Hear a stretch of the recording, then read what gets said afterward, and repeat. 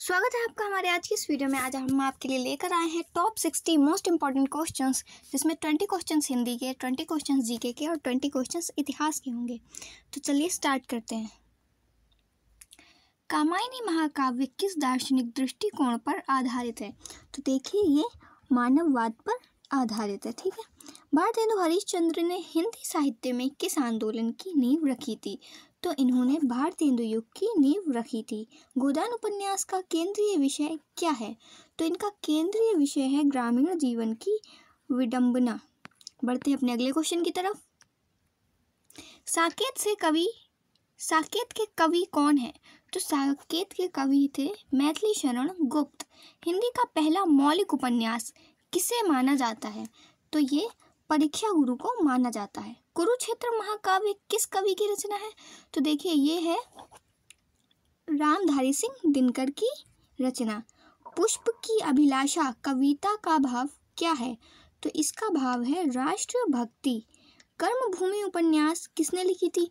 तो ये लिखी थी मुंशी प्रेमचंद्र ने। बढ़ते हैं अपने अगले क्वेश्चन की तरफ, जो कि है सरस्वती पत्रिका का प्रकाशन किसने आरंभ किया था? तो ये आरंभ किया था भारतेंदु ने। निराला किस काव्यधारा से माने जाते हैं? तो ये छायावाद से माने जाते हैं। महादेवी वर्मा को किस उपाधि से जाना जाता है? तो इनको आधुनिक मीरा के नाम से जाना जाता है। रामचरितमानस किस भाषा में लिखी गई? तो देखिए, रामचरितमानस अवधी भाषा में लिखी गई। भारत भारती कृति का मुख्य भाव क्या है? तो देखिए, इसका भाव है राष्ट्रभक्ति। ठीक है। बढ़ते हैं अपने अगले क्वेश्चन की तरफ। कबीर की वाणी किस रूप में संग्रहित है? तो कबीर की वाणी बीजक रूप में संग्रहित है।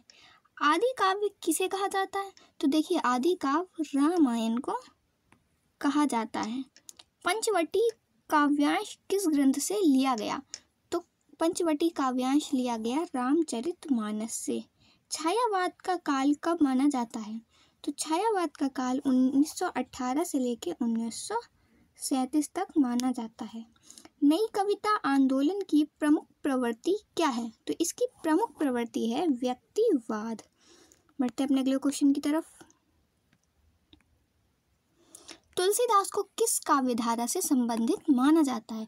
तो तुलसीदास को सगुण भक्ति से संबंधित माना जाता है। कविता क्या है नामक निबंध किसका है? तो ये निबंध है आचार्य रामचंद्र शुक्ल का। देखिए, आपके हिंदी के 20 क्वेश्चंस कंप्लीट हो गए हैं। अब हम बढ़ते हैं जीके के 20 क्वेश्चंस की तरफ। हमारा पहला क्वेश्चन है, भारत में मध्यकालीन प्रशासन का सबसे बड़ा योगदान किस शासक को माना जाता है? तो सबसे बड़ा माना जाता है शेरशाह सूरी को। चंद्रयान 3 का सफलतापूर्वक चंद्रमा पर उतरना कब हुआ था? तो ये हुआ था अगस्त 2023 को। भारतीय संविधान की मूल संरचना सिद्धांत किस केस में प्रतिपादित हुआ? तो ये हुआ था केशवानंद भारती केस में। भारत रत्न पाने वाली पहली महिला कौन थी? तो ये इंदिरा गांधी थी। ठीक है। बढ़ते हैं अपने नेक्स्ट क्वेश्चन की तरफ। G20 शिखर सम्मेलन 2023 की मेजबानी किस शहर ने की? तो ये की थी नई दिल्ली ने। भारत का पहला डिजिटल रुपया किसके द्वारा जारी किया गया? तो ये जारी किया गया था भारतीय रिजर्व बैंक के द्वारा। अंतर्राष्ट्रीय न्यायालय का मुख्यालय कहाँ स्थित है? तो ये मुख्यालय स्थित है हेग में। संसद टीवी किस वर्ष लॉन्च हुआ था? तो ये लॉन्च हुआ था सन 2021 में। बढ़ते अगले क्वेश्चन की तरफ। GI टैग सबसे पहले भारत में किस उत्पादन को मिला? तो ये मिला था दार्जिलिंग की चाय को। राष्ट्रीय शिक्षा नीति कब लागू हुई? तो ये लागू हुई सन 2020 में। चिपको आंदोलन का नेतृत्व किसने किया था? तो ये किया था सुंदरलाल बहुगुणा ने। पुलवामा हमला किस वर्ष हुआ था? तो देखिए, पुलवामा हमला हुआ था सन 2019 में। बढ़ते हैं अगले क्वेश्चन की तरफ। IMF की स्थापना कब हुई?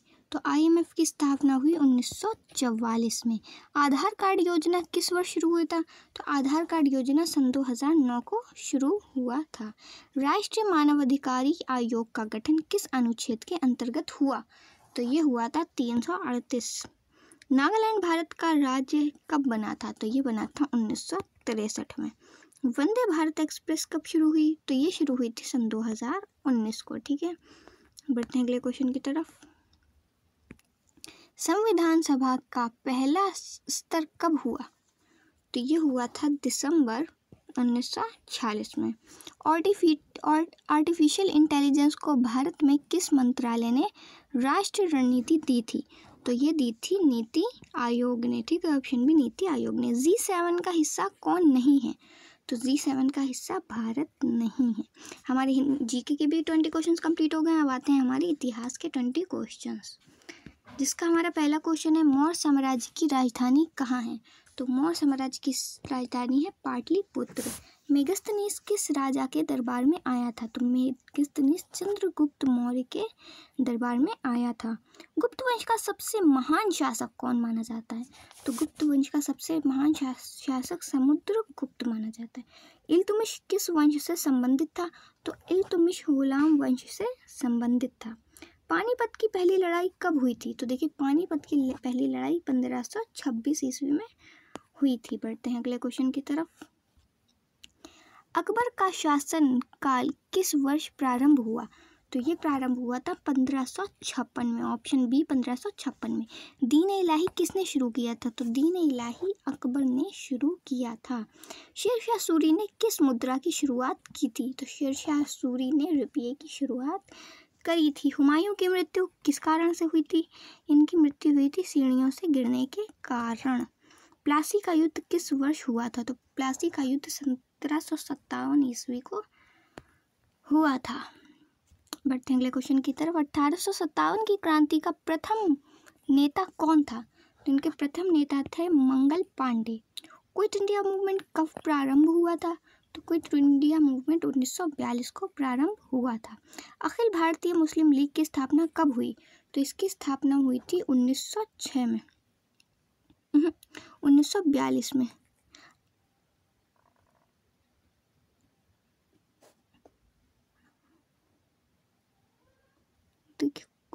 अखिल भारतीय मुस्लिम लीग की स्थापना हुई थी सन 1906 में। भारतीय राष्ट्रीय कांग्रेस का पहला अधिवेशन कहाँ हुआ था? तो इसका पहला अधिवेशन हुआ था मुंबई में। गांधी इरविन समझौता कब हुआ था? तो गांधी इरविन समझौता 1931 में हुआ था। बढ़ते हैं अगले क्वेश्चन की तरफ। कैबिनेट मिशन प्लान कब आया था? तो ये आया था 1901।